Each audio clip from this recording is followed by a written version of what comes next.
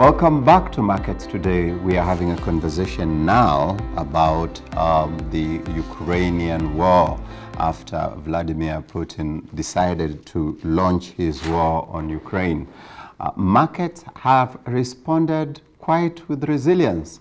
It was quite a surprise yesterday night when the markets closed and the US markets shrugged off the war in Ukraine, and was followed suit by some European indices and Asian indices. Before we have that conversation, especially around the regional market and how it has happened, let's go to the market and see what has happened and just have a look at the gainers, the losers, and the movers of the day. Well, the gainers, we'll start with the gainers as we go towards the losers, and then we'll go to the movers.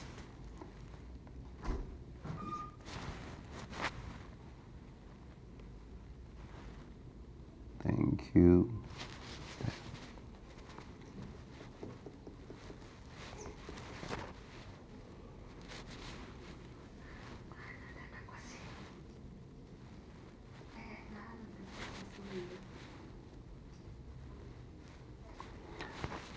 Uchumi Supermarkets led the gainers today, having gone up 0.5%, landing at 21 cents. It was followed by Nairobi Business Ventures at 5 shillings 18, being 3.81%. TPS Serena followed suit at having closed the day at 13 shillings, being 3.59%. Safaricom was also in the green. Surprise, surprise, especially after announcing half-year results and a possible interim dividend. This has attracted some good performance, 3.18%, landing at 35.65. Nation Media Group closed at 20 shillings, being 1.27% up. Let's have a look at the losers of the day. Samia Africa was the biggest loser, landing at 2 shillings 46 cents, being 7.17%. East African Cables followed suit, closing the day at 1 shillings 12 cents, being 3.45% lower. NCBA was also here, having closed the day at 24.20, being 3.39% lower. However, East Africa, he was topping the charts yesterday. Well, clearly today, supply outstripped demand. We are down negative. We are down 3.09% lower, closing the day at 94 cents. Bank of Kigali Group closed the day at 29 shillings, being 3.01%, and closing the list of the losers of the day. In terms of the movers, especially by volume, Safaricom traded 10 million shares, 10.8 million shares. Absa Kenya followed suit, trading 3.6 million shares. KCB Group closed the day having traded 1.4 million shares. East African Breweries Limited traded 227,000 shares, and Kengen traded 176,000 shares. And these trades happened within range, meaning either they were on the green, or if they were losing, they lost very marginally because they were not on the major losers. So it's a generally good market, I think. Well, if it's Friday, I'm joined by Abraham Muthogo, a senior research analyst, to have a conversation around the market and war. Karibu sana, Abraham. Welcome. Thank you. I don't know what you make of the market performance. It looks like markets are shrugging off Ukraine, even in Kenya. No, like you see, the biggest mover is Safaricom, and I think for obvious reasons. I think the announcement must have brought optimism to the market. And then again, I'm sure some were sold ex-div and others were sold come div. But you can see 10 million shares is quite some movement. Yeah, yeah. And then again, you see also the top movers in terms of top gainers. Again, the normal guys are starting coming back, and it's people who are in the top list are now going to the bottom list. So it's a mixed reaction.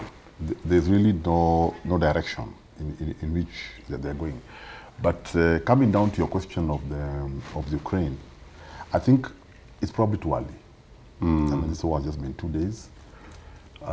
There's still too much happening, so it takes time to analyze the situation. And you see, you only react or act, for that matter, based on how you think that war works, or either for or against you. So I think those people are still doing those calculations, unless for the ones that are, it's obvious. But for most, especially the farther off geographically you are from there, you really want to assess, because most of it will be secondary or even tertiary, mostly secondary or tertiary impact, because you'll probably be getting economically impacted because the person who deals with them directly is impacted, or the person of the person. So it depends on how many hands you have to greet before you get to the Russians. So I think it's a bit too early, but I think as time goes by, we'll start seeing action in the market, because again, you've seen even the world markets, most of them are on green. They've not reacted really, but not because Actually, they did. Yes. When the war happened early yesterday morning, and even the Security Council met a crisis meeting in New York, markets reacted in the red. In fact, we were sure that we are going to close the markets in the red, because by the time they are opening, we are closing business. Yes. And so by the time we were closing business, we knew it's a stampede. But there was a significant shift, turnaround, because I remember Russia opened at negative 2.7. But and the rest of them as well were in the red. Even Nairobi was in the red the whole day yesterday. But as the day advanced, things just turned around. It feels like people felt, wait a minute, this is not going too far. Let me just buy in and take advantage of the moment. Yes, because see, and it depends on the view people are taking. Because we'll probably be in, not probably the war, but the effects of it for a while. Because you can see all the major players, Americans have not played their card. The NATO is still trying to see what it will do. The Chinese, the North Koreans. So it's still too early. The permutations of what could happen are actually almost infinite. So from a business perspective, I think that's why you see initially people panicked, then they settled. Yeah. Because why did they panic? They panicked because for obvious reasons there's war. But secondly, they realized you're not very sure what you're panicking to. So you better take the positions that you had before and wait and see. Yeah. Yeah. So for me, I think probably another few days we might start seeing people taking positions, because you can see already now we're at the stage of embargoes and counter embargoes. You close your airspace, I close mine, and and that will start happening. But now it's when those things start happening, the economic impact of those embargoes and restrictions and bans is what now will trickle down to the market. Has our currency been affected yet, or we are still also in the green? Because see, I talk about Ukraine and Russia. I'm not even sure what currency Ukraine uses, but I know the ruble in Russia. That would hardly affect us, because of the volumes that are traded between these two countries. So from a currency perspective, no. But now, as I told you, once other people just jumping in, and those people are the people you trade with, then you start seeing the impact. Because I'll give you an example. I've seen that they have now closed the airspace to British air traffic, the same way the British closed, even including transit. So now it means there are certain commodities that are being shipped, especially to the Far East, that will take a longer route. It will cost more. They will have to come down. Yeah, maybe come down. Because you see, I know the lower you come, the longer the route because is. Most flights go to the North Pole and fly along the shorter route, then come down. But these guys own the entire Greenland is theirs. So most probably you're seeing is what they have to come down and use a very long route. So those are some of the just impacts that you can see immediately, and there'll be more bans and counter bans, and then now people taking sides. If we have banned you, then even your allies start behaving the same way. Yeah. So and it will end up most probably being more of an economic war than even a military war. Yes, but that has been the general feeling that a military action on Ukraine is in fact an economic action on Europe. Yes, it is. And Europe will retaliate economically. Yes. They are not really keen on a military action right now. And it's not just Western Europe, it's also the Americans don't seem very excited about the war, this war in particular, after a long drawn battle in Afghanistan, you know. So the front, the real battlefront is the economic front. Yeah, it is the economic front, because as you can see, and rightly so, I think that there's very little appetite for people to bring men to fight. You know, and it takes it actually, and the bigger impact is economic. That's what now you see that the British have done. They've sanctioned 5 Russian banks. So when that starts going, it will bite at some point. Because let's say, for example, you switch off the SWIFT on them, for example. So there are many things that can be done to them without having to shoot a single bullet and bring them down. But again, don't underestimate the Russians. Yeah, the Russians seem to be self-contained. Well, first of all, it's one huge country. I think Napoleon tried to attack Russia, and then they left him Moscow, and he could not conquer Moscow because it's just one big land, and so you can't chase these people across the. Yes. So they seem to be self-contained, and they are willing to fight the long battle on this one. No, they have. That's true. They have resources. When you look at military might, they have the land size, the numbers. But the real reason of why they are fighting will come out as we go along. But because it's very interesting that nobody really wants to fight them. And their excuses are lame. Yes. So, and you can see, especially the Americans, you can see they're totally disinterested. But the economic war is about to be unleashed, or has already been unleashed, but now the doses will start increasing. Yeah. Well, it looks like on that one, Putin called Biden's bluff and realized there's nothing you're going to do beyond your sanctions. But anyway, the global markets are just recovering now from COVID-19. Yeah. And we are seeing there are still some after effects of that in terms of the high inflation everywhere, in terms of the high prices of oil, etc. Are we looking at a possible recession if this economic war persists? Yes, because most of the crises are normally brought when you interfere with economic logistics. Goods and services don't move freely. And now we are about to have that at another level. Because we'll have 2 lines drawn, because Russia will also have its allies. The people will come to their side, and they'll all behave the same way. Just like this other side, Ukraine and its allies will behave the same way. Yeah. So you'll probably divide the world into 2 economically, so that goods and services will have a big problem, or it's very costly to cross that divide. Now that will affect certain things, because especially production processes that were relying on factors that are across the divide. And it will reach a point where now people will start frustrating each other's economic agenda. Like you can see the gas issue. It's already taking center stage on day 2. Because like you see, you've seen the Germans have already gone slow on the pipeline on day 2 of the war. Yeah. So it just shows you that this is an economic war, no doubt about it. But the extent to which, again, all of us will catch the flu. You know, yes, we are down here. We have nothing to do with the war. Okay, fine. The good thing, we have a seat on the Security Council, and we made our bit, and we said what we needed to say. But whether we'll catch the flu, we will catch it. Whatever will be happening up there will come down here. It's just a matter of time. Yeah. To what extent will the statement by the Kenyan ambassador to the UN Security Council affect our diplomatic relations with Russia? It's hard to tell, but then again, diplomacy is what it is. And they normally say in diplomacy, you start with your bad message, then you finish with your good one. Because when you do the good one, you'll shake hands, but the bad one went in, so they already know what you really think about them. Then you can make peace after that. So Kenyans said what they need to say, and I think they are not doing it on Kenyan behalf. They are doing it because that seat we are there, I think, on behalf of Africa. Yeah. So we are not doing it on our own behalf. We are doing it on behalf of the African Union and the people we represent on that seat. But also whatever was said was very sober. So it was truthful that you don't need to go the route you're going, because we are in Africa have gone that route and have seen where that route leads us.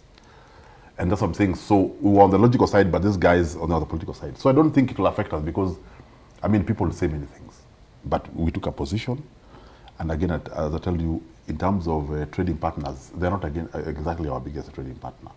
If it was our big five, or one of the big five, then we'd be worried. But even if they say don't come to Russia, I don't think much will happen. So for Mother Russia. Yeah. But now what will affect us is those guys who we trade with, who can't trade with Russia the way they used to, and the economies start suffering, then they start demanding less from us. Then that's where you have a problem.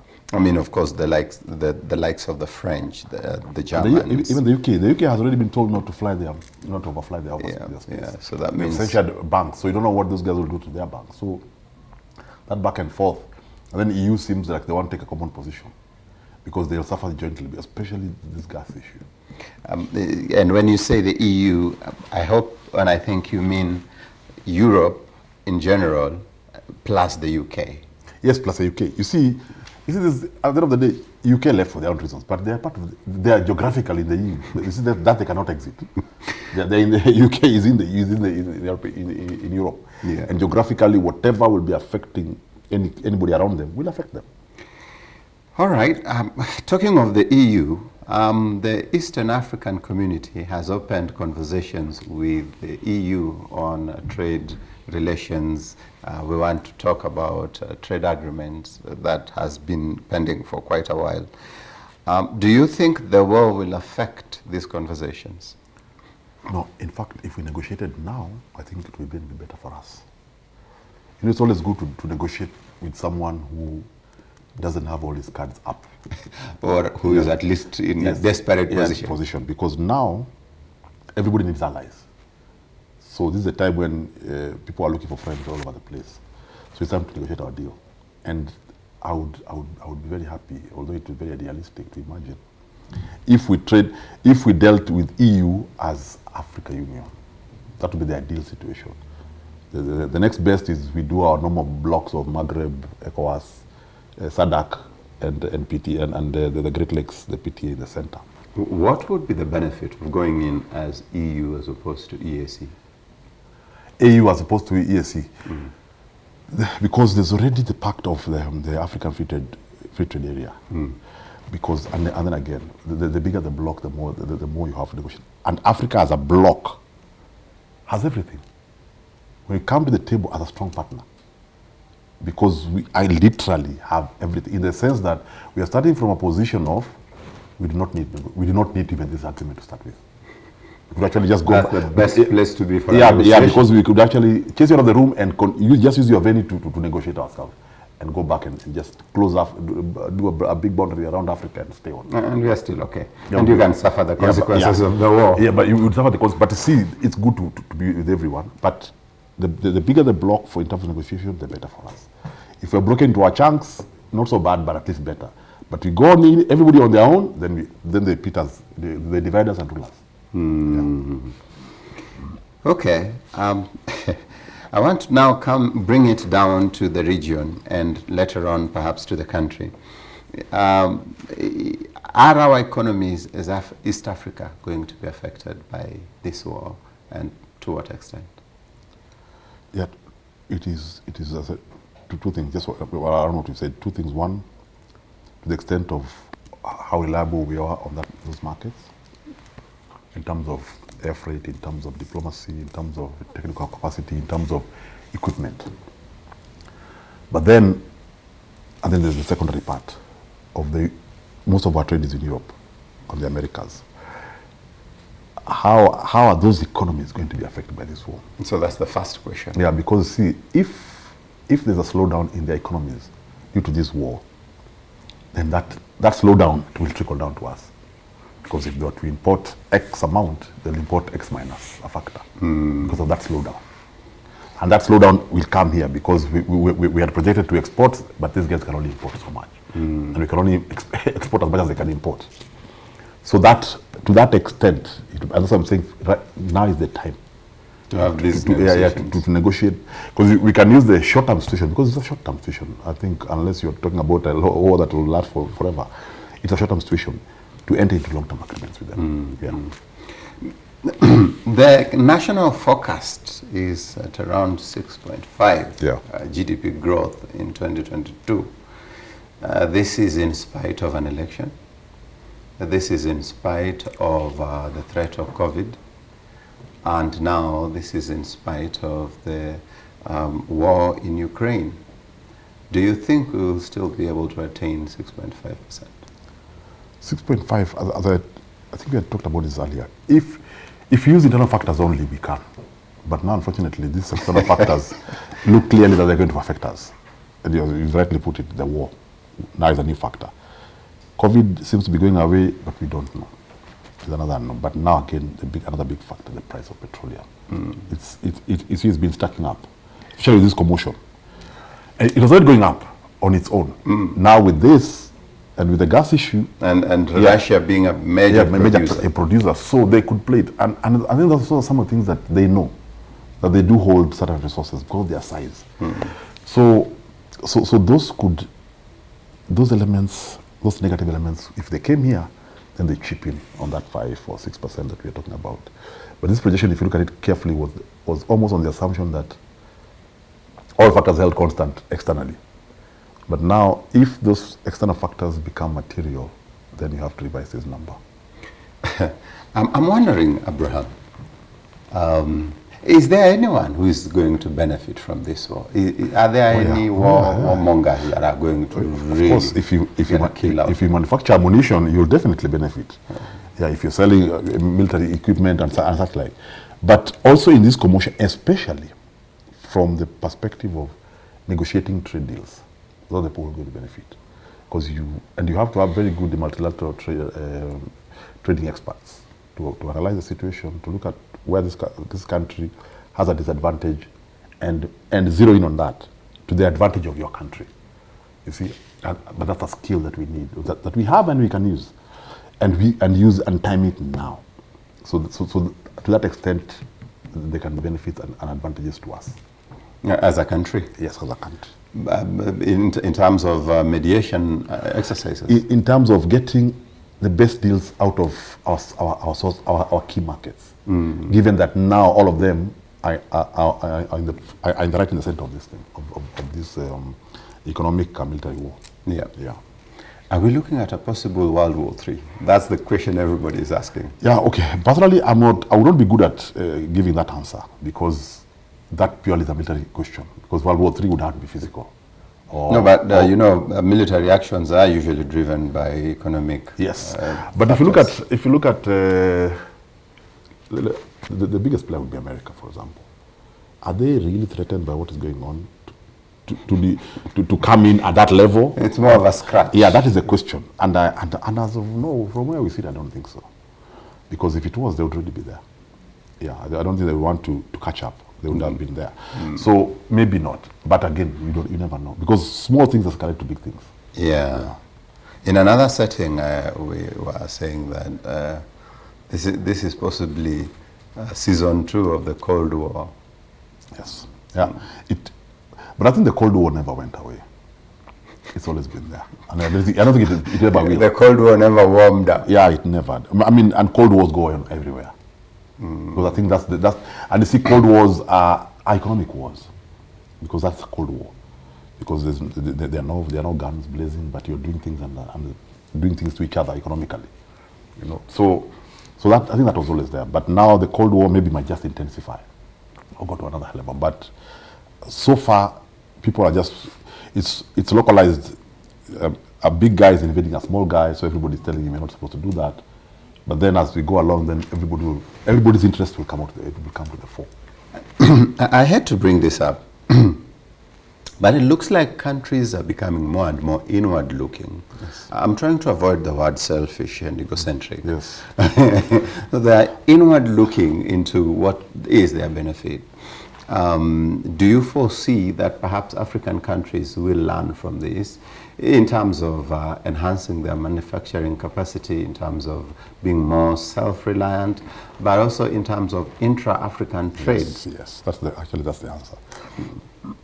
If we had you see, we've already signed the treaty. It's there, the African Continental Free Trade Area agreement. That is already in place, and it reached the threshold of signatories. So it is in place. It's a charter, and it's there, and it is enforceable. So it means I can send my food to Morocco at almost the same cost of sending it here, other than the freight cost. So that is what is on paper. And had we started doing that, it means these effects would be almost minimal to nil to us. Because as I told you, Africa, I think, is one of the few is the only continent that has everything everybody needs to survive, from food to minerals to energy and landmass and water. So if we're trading by within ourselves, then everybody would come to us and deal with us as one unit. But now the way we are structured... And we really wouldn't catch a cold from a Ukrainian war. We would not even care. But now the way we are... that's where Ethiopia was for 1,000 years. Yes, so the only two countries, Ethiopia and Liberia. Those are the old guys who never got any effect of colonization.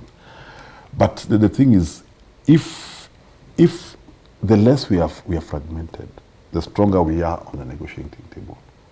But this fragmentation seems to have been so deeply rooted that it doesn't seem to be going away. No matter what we do, we still look at ourselves as Franco, as Anglo, as Arab-speaking Maghreb, and then as the SADC guys down there.